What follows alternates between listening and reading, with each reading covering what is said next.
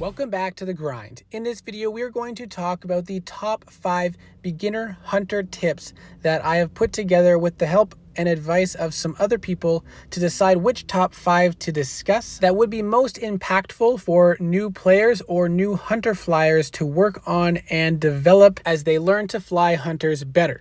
The first tip is plan the attack, and we'll do an example of that, but basically you want to know what towers you're going to attack in which order so that you can focus on the timing and placement rather than thinking about what to do when the time comes. The second tip is preload spells before you need them in order to save rage. The third tip is hitting 2 towers at the same time with 1 spell or with ammo shots, using multiple fingers to attack 1 or more towers at the same time, and saving ammo to let it refill so that you can burst down a tower before they can be healed. So let's take a look at some examples of each of these tips. The first one we will discuss is how to plan out your attack ahead of time. Each base loads you to this screen where you can look at their base before selecting your dragon and then going in for the attack. Now, when you look at this base, we're going to focus on just the short island setups for simplicity. It is important to know what towers do what things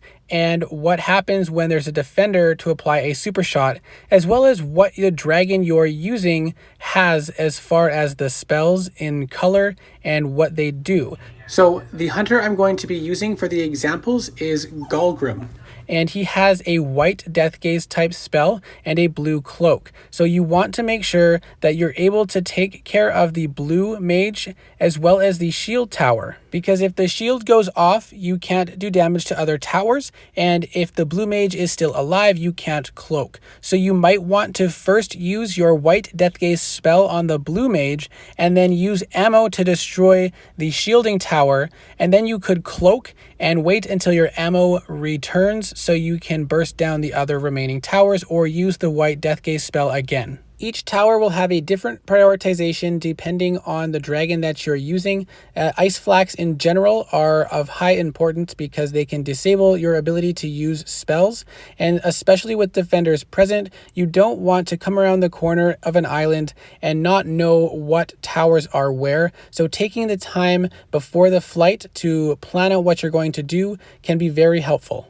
The next tip is to pre-cast spells ahead of time so that you can save on rage. Rage is very important, and having an extra bar of rage to use another spell could mean whether you win or lose. You see, I activated the Chomp spell, which is the Death Gaze spell, ahead of time, so by the time I was actually facing the island, I could use the spell but still have full rage to use on my other spells throughout that flight.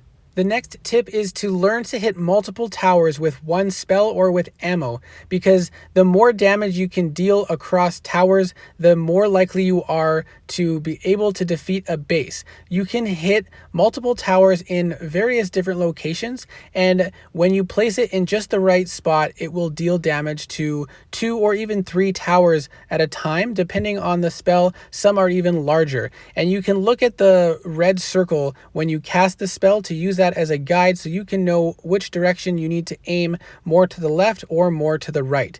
You can aim and hit the towers to the left side of this island.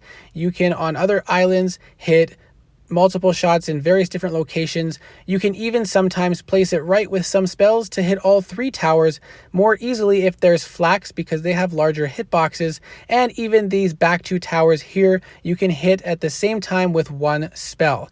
Now, to be able to use your ammo to take out 2 towers at a time is also very useful, and this can be done in similar locations as with other spells. Another very important tip is multitapping, which is using more than 1 finger to either deal damage to 2 different towers at a time or to deal damage to a single tower faster so that it dies quicker.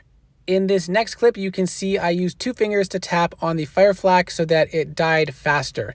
And another example on this howitzer tower, as well as on this perch. Now, you can also use multiple fingers to deal damage to multiple towers at a time. You can do it with 2 or 3 fingers or even more, but if you do too many fingers, you'll run out of ammo before you can destroy the towers that you're aiming at. You can also combine a few of these skills and double tap between 2 towers to deal damage to both of them quicker. better, but this does take some practice and you may lose or waste some ammo.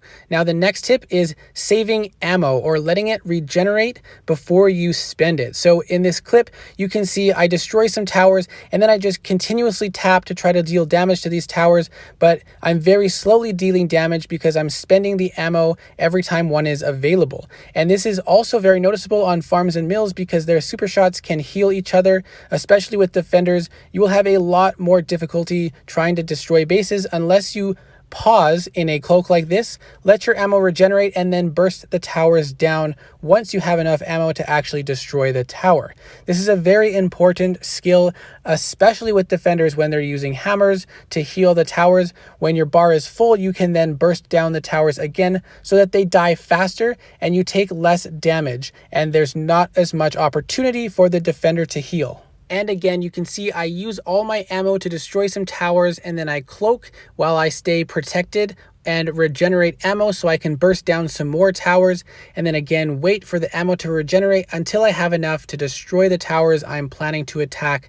This leaves less chance for them to heal and makes it more likely that you will be successful in your attack. Well, that is it for this video. There are a lot more tips that could be discussed, but that would be in another more advanced video.